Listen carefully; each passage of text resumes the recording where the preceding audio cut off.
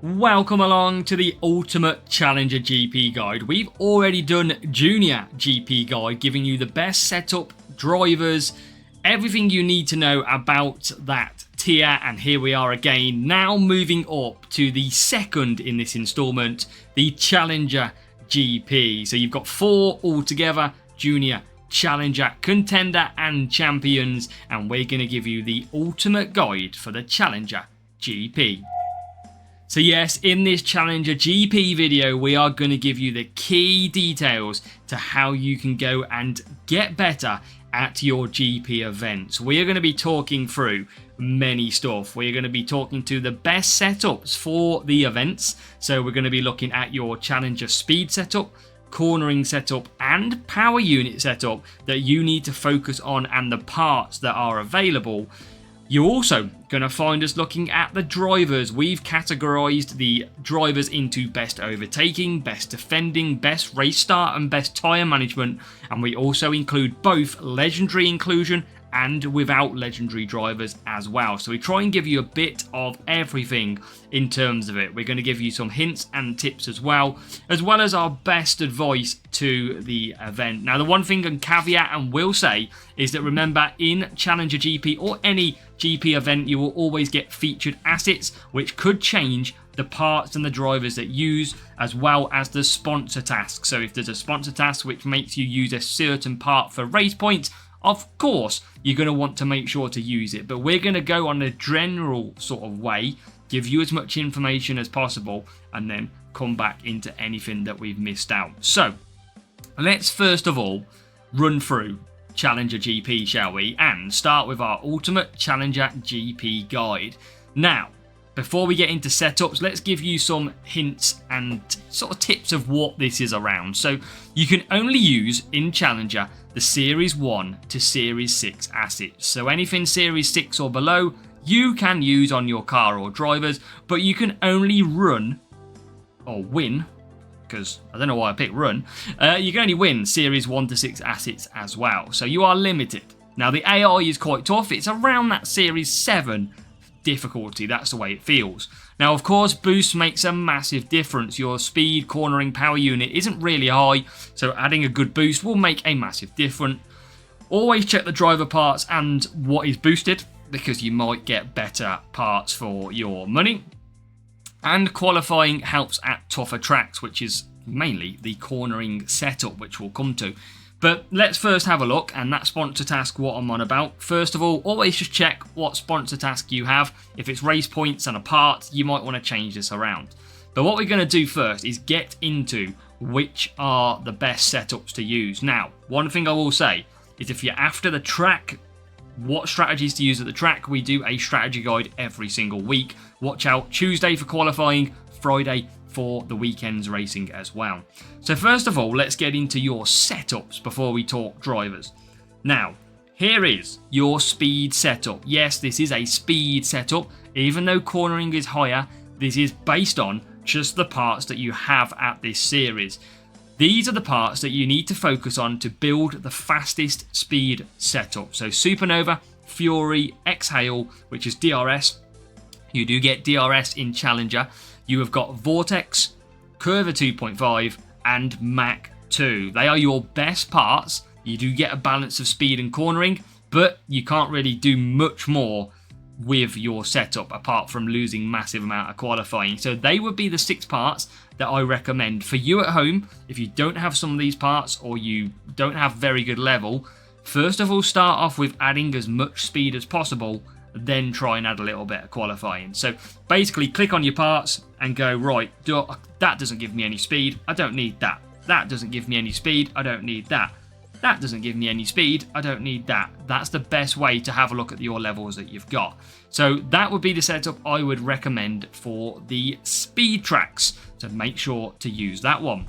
We also have your cornering setup then. Here is your cornering setup, and these are the parts you need to focus on. Descent, Fury, Exhale, Vortex, Arc and Mach 2. But that is not everything, because this is not the fastest cornering setup. This is a nice setup with some qualifying. So at tracks where cornering is hard to get through your opponents, so like Monaco, for example, you might want that little bit of qualifying to help you start further up the grid. Hence, a little bit of qualifying in this setup. But you can change that setup if you wish. Take out Fury and swap it for either Hustle.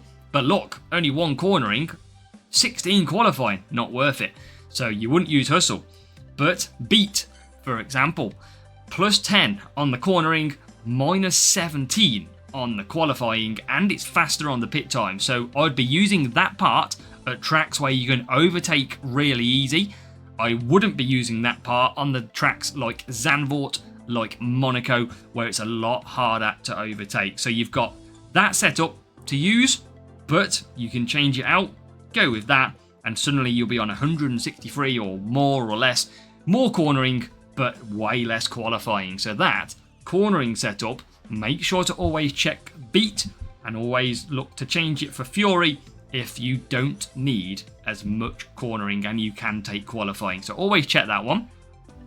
And here is your final setup, your power unit setup. These are the 6 parts that you ideally want to be going for and pushing for: Descent, Slick Shift, Exhale, Vortex, Equinox, and Reactor. Now there is a caveat to that one. Look at Exhale. Great, you want to get DRS, that is a key part.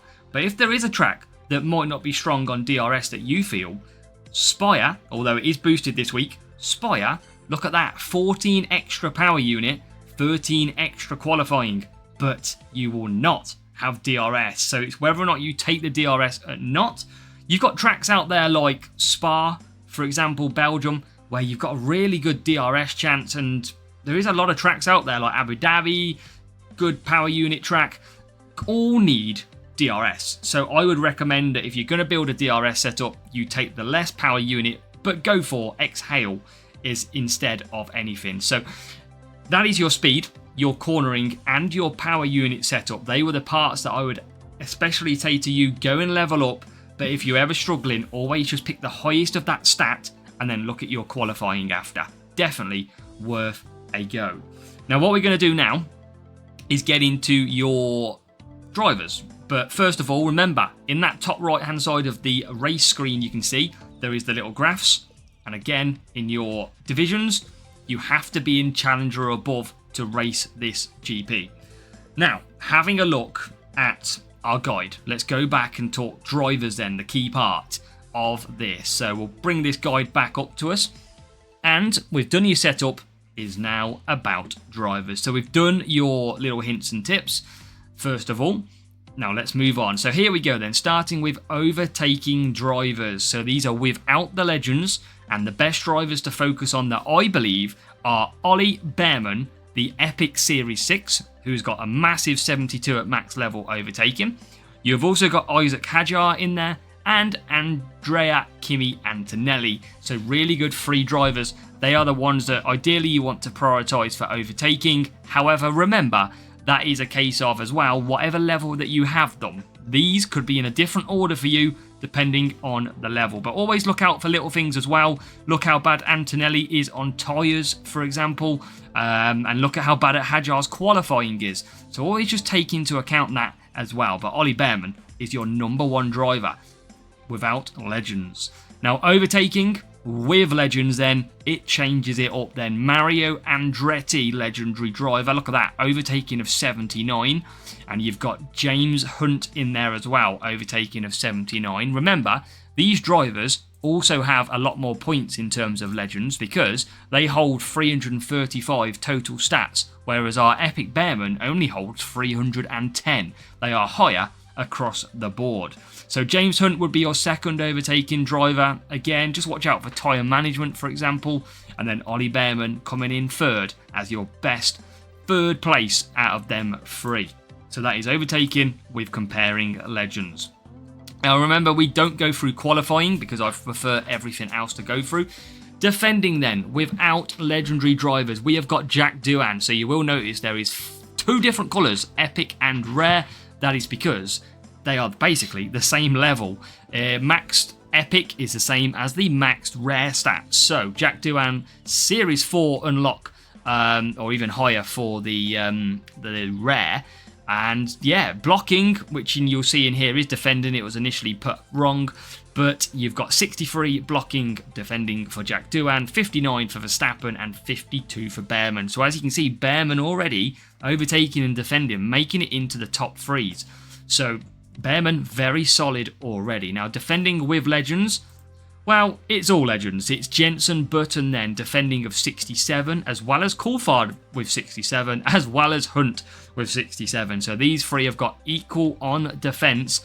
It is a case of what do you want to do? Which one do you want them in order?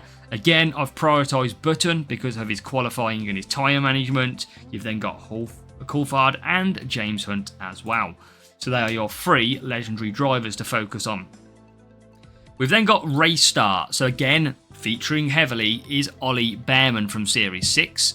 And you can see there, he has got a race start of 67, which is pretty nice. You've got Alonso Common from Series 5 at a max level will give you 59. But remember, his qualifying is not as good and his tyres are not as good. And then you've got Kimi Antonelli, race start 53. He's got good qualifying, good overtaking. Not too bad on the tyres as well. So Ollie Behrman is the one you've got to be focusing on, as you can see. We've also got then with legends for race start. Coulthard is your best at 73. Race start has really good tyres and decent qualifying too. You've also got James Hunt in there with a similar race start, similar qualifying, but way less on the tyre management. And then rounding off in third place is the ever reliable Ollie Behrman. Absolutely fantastic for Challenger or below. Definitely recommend. You can't go too much wrong with Ollie Behrman in every single circuit here in Challenger. What else have we got? Tyre management, again leading the front. Ollie Behrman from Series 6, absolutely a beast. Tyre management of 62. I've put him first because he's just so good overall. Stroll I've put in second. Tyre management, who has the highest of 63. But remember, his race start is absolutely terrible. So watch out for slow Lance Stroll. He might need a boost for race start. And then you've got Jack Doohan in there, rare and epic at max levels with the 48 race start, but overall 58 tyre management. So you might want to use one of them as well. Good defending on him. But for tyre management, Behrman is your go-to. Stroll is really good as well if you've got race start boosts. And then we've got legends. Tyre management, the best one is Coulthard and Button, equal to 79. So you can put them in first and second or swap them round. It's totally up to you. But what I've done is put Coulthard ahead with the race start. You've got qualifying for Button. Again, needs a boost for race start most likely. And then you've got Andretti in there as your third best. So Mario Andretti in P3. So, looking at that, tyre management and legends, we're looking at the overall picture of who are the best drivers to feature in Challenger GP. We've got Ollie Behrman leading the way, of course. We've got Hajar in there too, who's good at overtaking, not bad at defending. He's bad at qualifying, but his race start and tyre management is not too bad. So overall, pretty good. And Jack Doohan is not too shabby either. He's pretty good and will do you a job. But what about on the legends? Overall, with legends, it's no surprise to see the legends out front. I would be going Jenson Button out front, good qualifying, okay race start, good tyres, overall pretty good. Coulthard and then Mario Andretti I would be using for your three legends to focus on if you're sticking down at these levels. And then finally, we have got the tiebreaker. Remember, if you are equal on points, it goes down to the highest total points in that round. And then it goes into the highest total points over all the rounds. And then we've got total races in current round. So for 8 versus 7, for example. And then it goes to total races in all rounds put together. And then you've got the best lap time in the current round and the best lap time in all rounds. They are your tiebreakers on how in order it will be settled if you are drawing in the final round. So that is your Challenger GP guide, absolutely done and dusted. We have talked everything. We have talked setups, your speed, cornering and your power unit setup that you need to focus on for the Challenger GP. We have also gave you the drivers that I recommend in each of the overtaking, race start defending and tyre management, and we also give you the overall picture as well. So some really good advice. Remember, you can only win assets from series 1 to 6. You can only use assets series 1 to 6, and you've got to be in a minimum of the Challenger Weekly League to be able to enter the Challenger GP. So that is the second GP guide that we've created. Challenger is the second in the series, and one of my favourites. I do enjoy it. Junior, I feel, is harder. Challenger, sometimes a little bit easier because of the setup. Remember to check any boosted drivers as well, which might affect your setup or your driver selection. Watch out for sponsor task, because if they are race points, you need to take that and look at it. Because drivers, when you've got a race sponsor task, for example now, where the task is pit pass trophies, I am not bothered. So I don't care. Whereas if it's race points, or maybe later in the season you might get tyre management or one of the driver stats by using it, then you definitely need to take a look. But only ever try and use one of these parts if they're not good enough. If it's race points, that is the only way. So that is your series Challenger GP guide, all done and dusted.